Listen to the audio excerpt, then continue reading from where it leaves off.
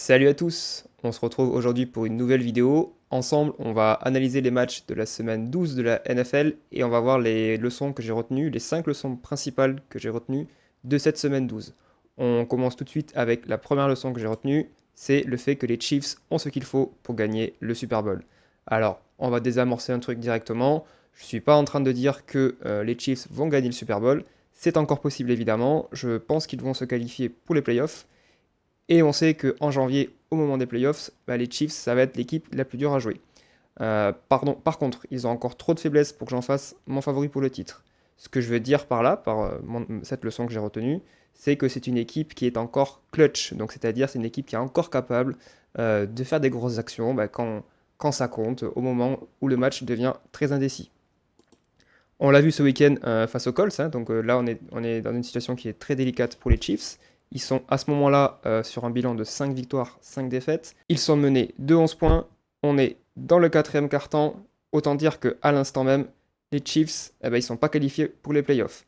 D'autant plus que les Ravens sont gagnés, que les Texans sont gagnés. Et s'ils veulent revenir dans la course aux playoffs, ils n'ont pas d'autre choix que de gagner pour égaler ces équipes. Et là, à ce moment-là, on est sur une deuxième et 10. Les Colts, ici, ils vont envoyer un blitz. Mais Mahomes l'a lu et il va lancer très vite. Et il va trouver à la réception son meilleur ami, Travis Kelce, pour lancer correctement ce drive.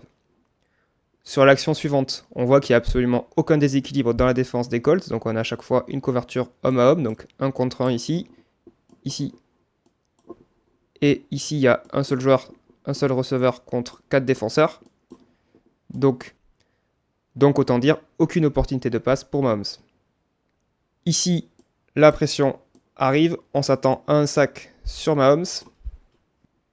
Il l'esquive, ce qui va lui permettre d'ouvrir un énorme couloir de course juste ici, qu'il va prendre et bien évidemment, et il va finir en first down.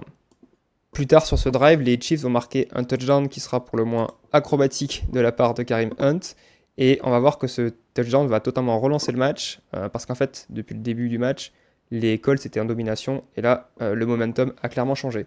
Suite à cette action, les Colts vont devoir punter suite à un stop défensif de la part des Chiefs, et on va se retrouver à ce moment-là dans une situation qui est hyper compliquée pour les Chiefs.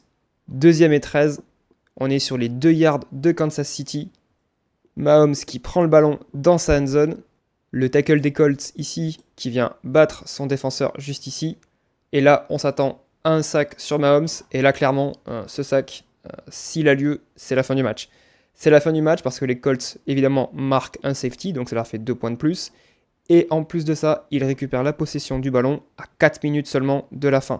Donc autant vous dire qu'ils auraient gratté le temps et ils auraient pu gagner le match. Mais comme je vous l'ai dit, les Chiefs sont une équipe clutch et surtout, ils ont un quarterback clutch, Mahomes qui va évidemment envoyer sa passe au milieu de 2 défenseurs et son receveur va gagner 50 yards. Et là, clairement, on est sur l'action la plus importante du match. Cette action va permettre aux Chiefs d'arriver dans la red zone, ce qui va leur permettre de tuer le temps, pas laisser la possibilité aux Colts d'avoir une nouvelle possession, et qui va leur permettre d'égaliser pour aller en prolongation. Et en prolongation, lorsque ça compte le plus, les Chiefs vont faire un super stop défensif sur le meilleur running back de la ligue, Jonathan Taylor, qui va leur permettre de récupérer la balle. Et dans ces cas-là, on sait qu'avec les Chiefs, c'est clutch, donc ça veut dire field goal et victoire à la fin. Cette victoire leur permet de se relancer dans la course à l'AFC et on va voir qu'a priori, ils devraient se qualifier parce qu'ils vont notamment affronter les Cowboys, les Texans, les Titans et les Raiders. Autant dire que ça devrait faire 4 victoires en 4 matchs. En plus de ça, ils vont affronter les Chargers qu'ils peuvent battre aussi. Donc au final, ils devraient finir entre 10 et 11 victoires, ce qui devrait normalement suffire pour aller aux playoffs. Et donc, comme je vous l'ai annoncé, il faudra bien compter sur eux jusqu'à la fin. On passe ensuite à l'enseignement suivant de cette semaine 12. Les Buccaneers vont s'arrêter au wildcard round cette année, si jamais ils y vont. Alors pourquoi je dis ça? Je dis ça parce que déjà, ils perdent tous leurs matchs importants. En début de saison, ils étaient à égalité avec les Eagles à 3 victoires et 0 défaites. Ils ont perdu. Ils avaient la possibilité, lors de la semaine 7, de prendre la tête et de s'envoler en tête de la conférence NFC en battant les Lions. Ils ont perdu. Il y a 2 semaines, ils avaient la possibilité de rester au contact des Rams et des Eagles s'ils battaient les Patriots. Ils ont perdu. Au-delà de ça, on a vu que c'est une équipe qui est vraiment en difficulté dès qu'elle a un gros adversaire en face. On les a vu perdre face aux Bills la semaine dernière. Cette semaine, on a vu une grosse défaite où ils sont vraiment fait éclater face aux Rams. Et c'est d'autant plus dommage qu'en fait, c'est une équipe qui était assez prometteuse en début d'année. Elle avait enchaîné les belles victoires. On se souvient notamment de cette victoire face aux Seahawks en toute fin de match. Ils avaient vraiment dominé les 49ers.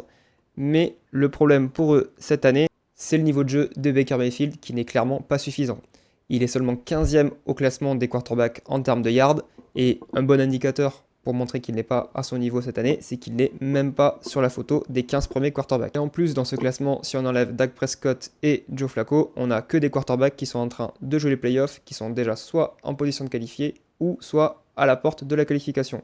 En plus de ça, derrière, il y a les Panthers qui sont en train de revenir sur eux au classement. Ils ont exactement le même nombre de victoires, avec 6 victoires, et le départage se fait seulement à la défaite en plus des Panthers qui ont perdu hier soir face aux 49ers.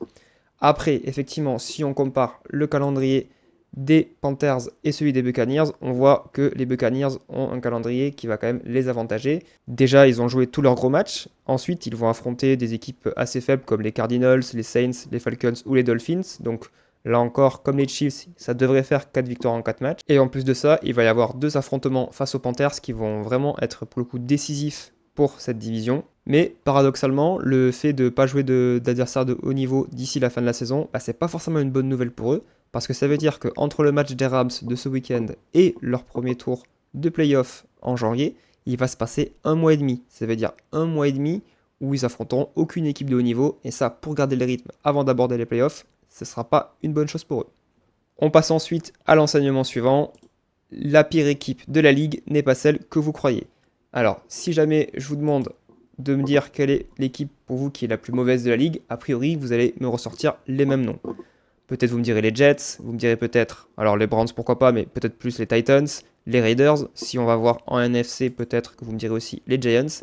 Et pourtant, pour moi, l'équipe la plus faible de l'année, ce n'est aucune de ces équipes-là, mais c'est les Cardinals.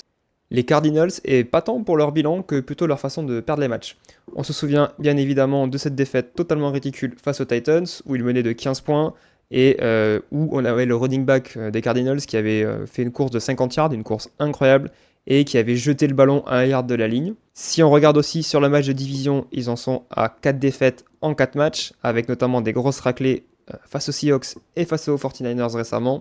Et en plus de ça, ils n'ont encore même pas affronté les Rams, qui sont a priori la meilleure équipe de la division, donc autant vous dire que je pense qu'ils vont finir avec 6 défaites en 6 matchs.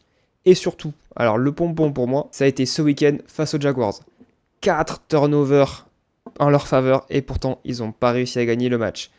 Ils ont intercepté 3 fois Trevor Lawrence et malgré ça, ils ont réussi à perdre ce match. Je pense qu'en fait avec les Cardinals, il faut comprendre un truc, c'est que c'est vraiment une équipe qui ne sait pas comment gagner. On passe ensuite à l'avant-dernier enseignement de cette semaine. Les Bills ne gagneront pas leur division.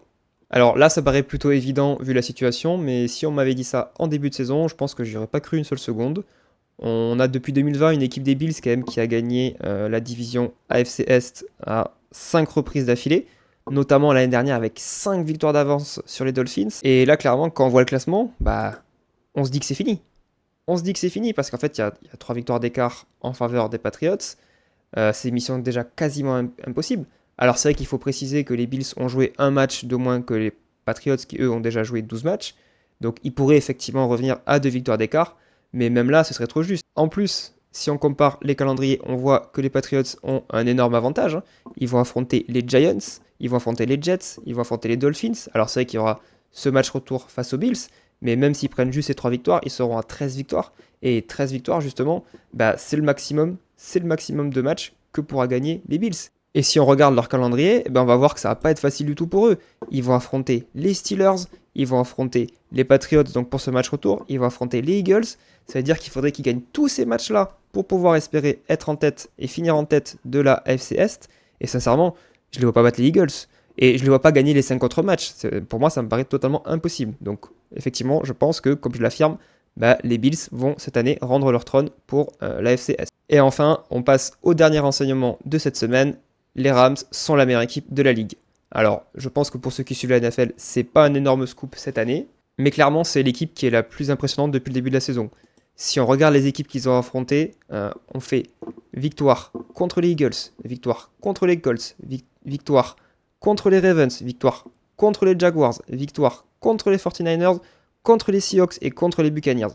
C'est que des équipes qui sont en course pour accéder aux playoffs ou qui sont déjà en position d'être qualifiées pour les playoffs. En plus de ça, si on regarde leur calendrier, on voit qu'ils sont 3e au niveau de la difficulté des adversaires qu'ils ont affrontés. Et pourtant, malgré ça, ils en sont à 9 victoires et 11 défaites. Et si on regarde leurs défaites, c'est que des défaites face à des grosses équipes, donc les Eagles et les 49ers. Et si on regarde leurs stats cette saison, c'est l'équipe la plus régulière. Ils sont 6e au nombre de points marqués par match, avec quasiment 28 points marqués par match. Ils sont la meilleure défense de NFL, avec seulement 16 points encaissés par match. Et surtout, ils ont une arme fatale qui s'appelle Matthew Stafford. Matthew Stafford, leur quarterback, qui est évidemment le 5e meilleur quarterback de la ligne au nombre de yards parcourus. Également, en termes de touchdown marqués, c'est le premier quarterback de l'année. Ils ont également le 3e meilleur receveur de la ligue avec Puka Nacua. Et si on regarde leur défense, il n'y a pas forcément un joueur qui va prendre toute la lumière, mais par contre, c'est l'ensemble de l'équipe qui est super forte. 20 turnovers provoqués cette année, c'est la 2e meilleure équipe dans cette stat derrière Chicago. 2e meilleure défense lorsque l'adversaire est dans la red zone, avec seulement 42% de touchdowns encaissés lorsque l'adversaire rentre dans la red zone.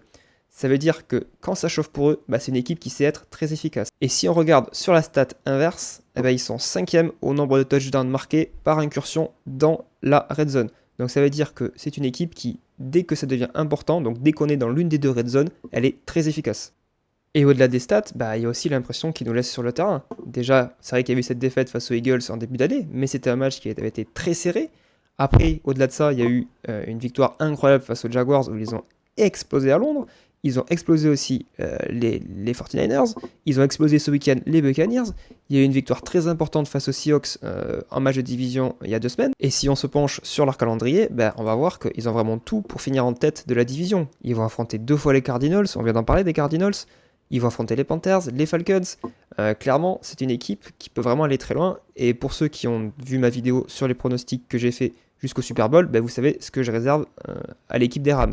Et d'ailleurs, j'en profite, si jamais vous n'avez pas vu la vidéo sur mes pronostics, c'est sur la chaîne, n'hésitez pas à y aller, j'ai pronostiqué tous les matchs jusqu'au Super Bowl. Donc voilà, j'ai vraiment hâte de voir la suite pour cette équipe des Rams, et on va passer, nous, tout de suite à la suite de la saison. On va regarder ensemble les classements, et si on regarde au classement, on voit déjà du côté de l'AFC que on va avoir un match pour la première place, pour le seed numéro 1, entre les Patriots et les Broncos. On va aussi avoir le droit à un match entre les Ravens et les Steelers pour savoir qui c'est qui va décrocher le titre dans la FC Nord.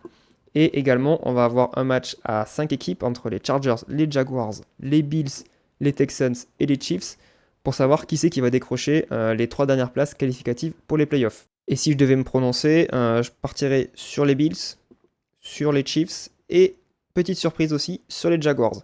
Pourquoi les Jaguars ? Parce qu'ils vont avoir un calendrier qui va être assez facile, avec notamment 2 matchs face aux Titans, un match face aux Jets, et sur le papier, par rapport aux autres équipes, c'est l'équipe qui a le calendrier le plus facile en AFC. Si on passe ensuite à la NFC, donc pour moi, clairement, ce week-end, les Rams se sont envolés par rapport aux Eagles. Les Eagles devraient finir 2e, alors ça ne devrait pas trop les déranger, parce qu'on avait vu l'année dernière qu'en finissant 2e, ils avaient réussi à aller jusqu'au Super Bowl et à le gagner. On va également avoir un match à 3 pour la NFC Nord qui va être assez exceptionnel entre les Bears, les Packers et les Lions. Et on a un programme qui arrive qui va être assez fou dans cette division. Dès ce jeudi, on va avoir le Lions-Packers en match à 19h. On aura la semaine suivante un Packers-Bears qui sera aussi intéressant à voir. La semaine 16, on aura le match retour Bears-Packers. Et sur la dernière semaine, on aura le match entre les Bears et les Lions. Autant vous dire donc que ça va se jouer sur ces matchs-là. Et l'équipe pour laquelle ça va être le plus dur pour moi, ça va être quand même, je dirais, les Bears.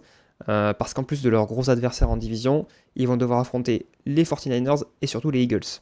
Donc à l'heure actuelle, je ne vois pas les Bears gagner cette division. Mais par contre, je les vois aller en playoff. Et pour la division, je vois une victoire des Packers qui ont un calendrier qui me paraît plus simple que celui des Lions. Et je pense que la dernière place de playoff sera pour les 49ers, ce qui veut dire, vous l'avez bien compris, du coup, que les Lions ne participeront pas aux playoffs cette année. Voilà, si cette vidéo t'a plu, je te laisse envoyer ta meilleure passe de touchdown dans la end zone du bouton like, je te laisse intercepter le bouton s'abonner et je te laisse m'envoyer un gros sac en commentaire. Et moi je te dis à très vite pour de nouvelles vidéos. Salut!